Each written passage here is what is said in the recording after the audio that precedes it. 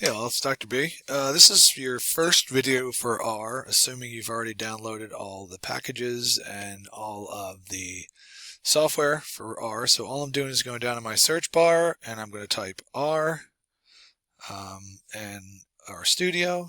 You're going to open it up like that. You can also, if you happen to have an icon, that's also fine as well. Either one of those is acceptable way to do it. And I'm on a slower laptop, so it will probably take a little bit of time to open up.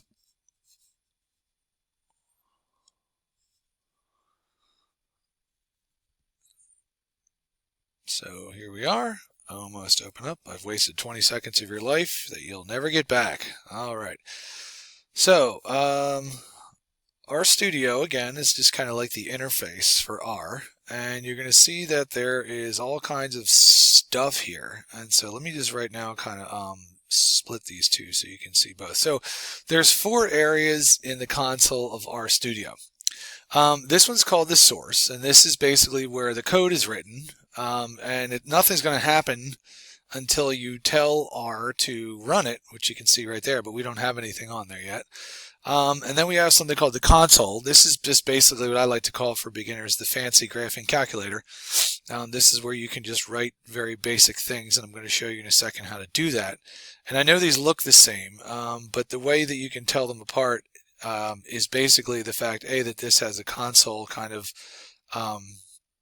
tabbed, and also you'll notice there's a caret down here and there's not one up there. Then we have 2 other areas. We have the environment, which is also your history, and this is where you can view the history of all the different commands that you gave it, or things that are in your working space.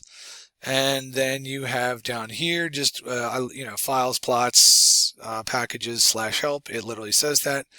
And that is obviously we can see file directories like we have here.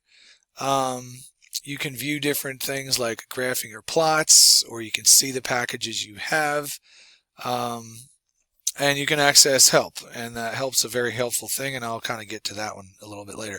So let's just start with the absolute beginning here of treating this like a calculator and then expanding from there. So we can basically do anything like 9 plus 3. And you're going to see here that we get an answer of 12. Well, that's just great. But there's other things that we can do with it. We can basically create and assign variables. So let's just say, for example, we're going to say like, let's just do like A. And there's a couple ways that you can do this next part. This looks like a left arrow. Whoops, sorry about that. That's the wrong thing there. Let me move that out of the way. You can do that. And we're going to make that a 9. And then we're going to say B. And we're going to make that a 3. And so we're assigning basically A to being 9 and B to being 3. It's not minus 9. It's just how it looks like an arrow. And then we can just basically say like, A plus B. B. And what do you notice? You also get 12, which is great. And so that is also the same answer. We can also do another command like this. We can do sum. Of course, you can say, oh, look, sum is basically, we could use sum, or there's other ones if they're longer, but we're actually going to use just sum. We're going to do A, B. And when we do that, we now have a file called, okay, we have sum of A and B, and of course it took a little bit of time because my computer's slow, but look at that. We also get 12.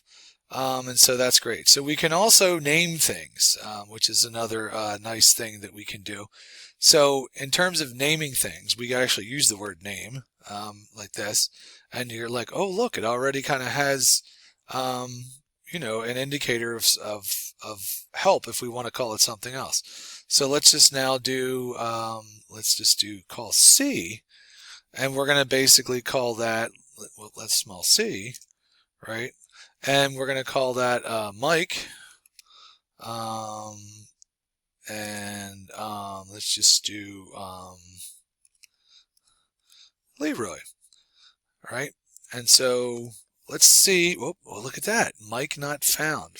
I wonder what that means. Why didn't that work? There's an error there. So we have a little problem here. Like what exactly is going on? So if we look at the very bottom of the screen here, and yours, I'll show you how to get rid of this part later. But now it looks like it didn't like what we did, and so we need to figure out why. So a couple things I can do. I can just do this.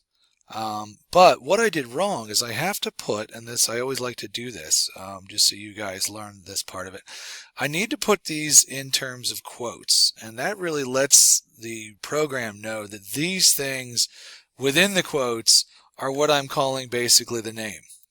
And so from that point now you're going to see that I don't get an error. And now it has indicated that, okay, so we have this name for C is indicated for C of Mike and Leroy. And let's kind of see kind of where we're going with that. But before that, let's also just go over like a couple words basically to use. So we can see here that in this line, for example, we have what's called the arguments, which is A and B. That's a term you're going to see in the nerd speak of R. But then down here, when we did this thing right here, this little C, where there is this series of information within this. C stands for concatenation. And basically what it means is a conglomeration of everything that's inside of the brackets. And so the other thing you'll notice, by the way, is that as I've been doing this, look what's been happening over here in the environment. We've had values generated where A is 9 and B is 3.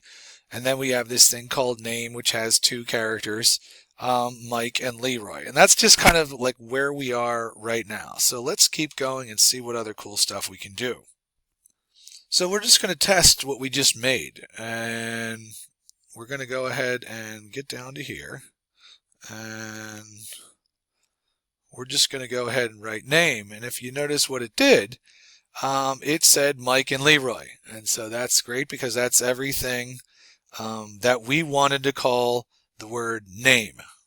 So what I did was I just wrote a little series of, again, other indicators or concatenations. And on purpose, I did one wrong here. I wanted to show you what happened because this is the part that's going to be a little tricky here. So basically you can see here that I have a name with concatenation of John, Paul, Ringo, George, who are the 4 Beatles, and just a random person, Tori. Under here I created another concatenation of age, which is their 4 ages, and I just made up Tori. Obviously in John, Lennon, and George's, it's the year, how old they were when they died. And then the sex of everyone here. And when I put that into my console, I got an unexpected symbol in the name. So this is what's really good about R is that it really won't let you do anything unless L, the syntax, is perfect. You can see here what I did is right here. I forgot, well, not really, on purpose, but I forgot to also close. Whoops. I forgot to close. Oh, there we go. Oh my goodness gracious. I'm trying to talk and type at the same time. There we go. I forgot to close the Ringo. And here's what else you're going to notice. Notice that I don't have to put any sort of quotations outside of the numbers.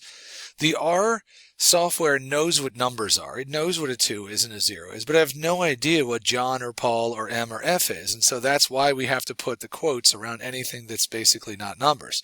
So if I go ahead and control copy this, and now if I go back down to my caret and I do control V, and I hit enter, what do you notice? Well, what you notice is on the right, now I have all these values. Again, this is just the environment kind of showing what my values are. And we can actually do some stuff with this. So remember, like up here is the source. And so I kind of wrote this up here and then I kind of executed it down here. And there's another thing you can do here as well. You can also hit run and it will do the same thing. And you can kind of see here that there is the same stuff.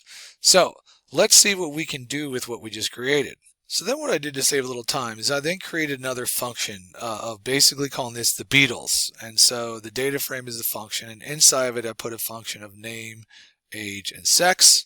And if I go ahead and do that, now if you'll notice I have data because it knows the difference between value and data. Why? Well, I told it. This is me calling it data. And so now basically we see that we have all these values and we have this thing called Beatles. And the cool thing is when I click on it, look what it automatically did. There's the source, and again, I ran the program Beatles basically, and this is what I got, which is all of our Beatles plus Tori in an organization of by age and sex. So that's basically lesson number 1, is to be able to make a fundamental graph using this sort of lingo. Not Ringo, lingo. So the last little part for this lesson is, what if we don't want to look at all of these things? What if we just want to look at one part? Because remember, later on in this course and using R, you're not going to be necessarily analyzing the entirety of the data. You're going to be more interested in basically a row or a column or a variable, or a group that had the placebo versus the group that had the real treatment for whatever it is you're doing. So there's a way to kind of have our look at that. And so the first thing we do is we type Beatles, right? And then we use this thing called $. And $, basically fundamentally means look at something. Oh, look at that. It means which of the things in this do you want to look at?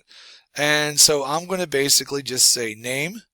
And then I'm going to go ahead and enter, and notice now my output, all it did was extracted out the names, and you could do that for any of the other ones. So this is the end of lesson 1, just a fundamental understanding of what the console looks like and how to do very fundamental treatments within the RStudio world.